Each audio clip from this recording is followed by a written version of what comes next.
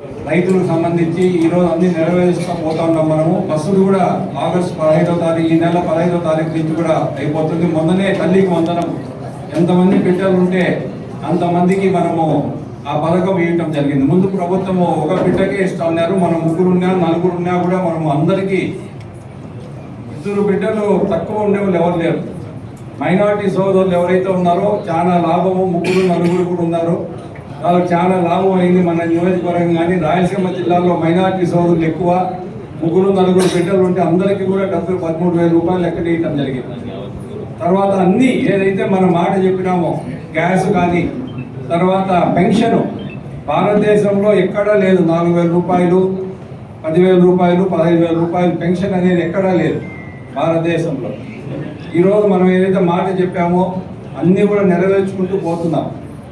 ఆయన మాజీ ముఖ్యమంత్రి గారు ఏదో నోటుకు వచ్చినట్టు మాట్లాడితే ప్రజలు నమ్మే పరిస్థితుల్లో లేదు. వాళ్ళకు దిక్కు తోచని పరిస్థితుల్లో పర్సనల్గా ఏదో ఒకటి అందరిపైన బురద చల్లే కార్యక్రమం తప్ప అది వేరే కార్యక్రమాలు లేదు. ఒక మహిళా ఎమ్మెల్యేని అవమానం చేస్తే తిట్టినోరింటికి పోయి పరామర్శిస్తాడు మాజీ ముఖ్యమంత్రి. ఇది పరిస్థితి. మీ ఇంట్లో కూడా తల్లి ఉన్నారు, చెల్లి ఉన్నారు, అందరికీ ఉన్నారు.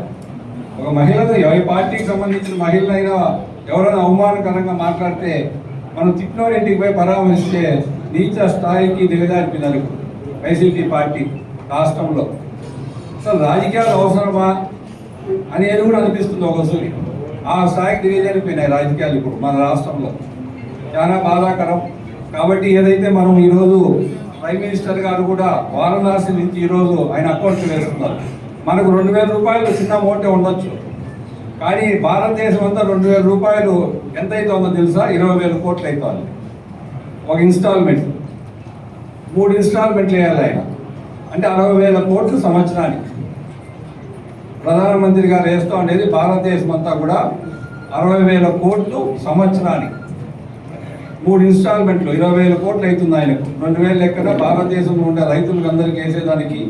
మనకు ఇక్కడ కూడా దగ్గర 200,000 కోట్లు అవుతుంది. మన కాన్స్టిట్యూషన్ ముఖ్యమంత్రి గారు ఏదైతే మాట చెప్పినారో ఇంత అమౌంట్ ఒక నియోజకవర్గంలో ఎప్పుడు ఆశయం, ఎప్పుడు అనుకోవాలి. మనం అంతా కూడా తల్లికి వందనం 40 కోట్లు మొన్న వేసింది 1 ఇయర్కు.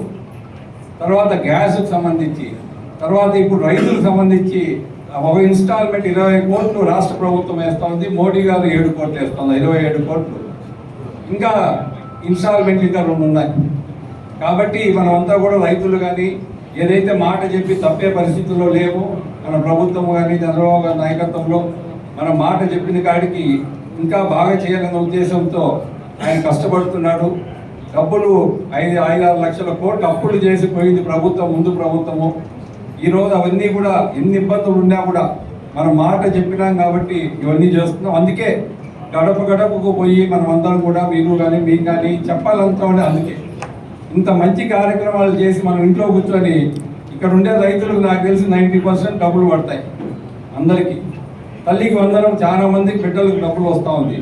గ్యాస్ తీసుకుంటున్నాం, పెన్షన్లు తీసుకుంటున్నారు మన ఇంట్లో మహిళలు. ఈరోజు మళ్ళా వాళ్ళు ఎవరైతే భర్తలు జరిపినారో వాళ్ళకు కూడా శాంక్షన్ వచ్చినాయి నాకు తెలిసి. ఇప్పుడు ఒక 500 పెన్షన్లు మన నియోజకవర్గంలో కూడా భర్తలు చనిపోయిన వాళ్ళకు మహిళలకు ఇప్పుడు 500 పెన్షన్లు కొత్త వచ్చినాయి. కాబట్టి మనం ప్రజలకు తీసుకెళ్ళాలి. ఇప్పుడు కానీ మనం మంచి చేసే కార్యక్రమం తీసుకెళ్ళకపోతే ప్రజలు మర్చిపోతారు. ఇక్కడ ఉండే మీకు అందుకే తల్లికి ఇన్ని పథకాలు చేసేటప్పుడు మనం ఇల్లు తిరగాల, ప్యాంప్లెట్ ఇచ్చి మనం ఏ పథకాలు చేస్తున్నామని ఇల్లు తిరగమని చెప్తుంటే మిమ్మల్ని. అందుకే రేపు ప్రజల దగ్గరికి మనకు అవసరం ఉండేటప్పుడు పోయేది కాదు. మీకు మాట చెప్పినాం, ఇవన్నీ మేము చేసినాం అని మనం ఇప్పుడు పోతే మీ పైన గౌరవం పెరుగుతుంది. గ్రామాల్లో, పల్లెల్లో కానీ మా పైన కానీ మీ పైన కానీ. ఏదో ఆ రోజు స్వార్థం కోసము ఏదో సర్పంచ్కి నిలబడితేనో, ఎంపీటీసీకి నిలబడితేనో, జెడ్పీటీసీకి నిలబడితేనో ఆ రోజు ఓటు అడిగితే అప్పుడు మన స్వార్థం కోసం పోయినట్లు ప్రజల దగ్గరికి.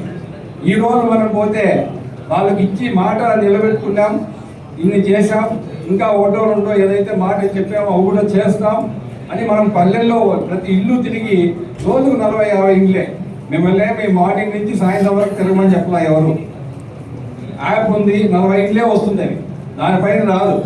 కాబట్టి ఇక్కడ ఉండే నాయకులు కానీ ప్రతి ఇంటికి పోయి కార్యకర్తలు కానీ ఇల్లు తిరిగి మనం ఈ సంవత్సరంలో ఏమేం మాట చెప్పాం, చంద్రబాబు గారి నాయకత్వంలో ఎలక్షన్ ముందు ఏం మాట చెప్పాం, మనం ఏమేమి చేస్తున్నాం అని చెప్పాల్సిన అవసరం ఉంది. ఇంత డబ్బు 1000 కోట్లు మనకు 5,000 అనిపిస్తుంది, మనకు మోడీ ఇచ్చేది 2,000 అనిపిస్తుంది. కానీ ఒక నియోజకవర్గంలోనే 27 కోట్లు ఫస్ట్ ఇన్స్టాల్మెంట్, ఇంకా 2 ఇన్స్టాల్మెంట్లు రావాలి మనకు. ఎంత డబ్బో మీరు ఆలోచించండి. కాబట్టి ఇవన్నీ కూడా ప్రజలకు తీసుకెళ్ళాలా.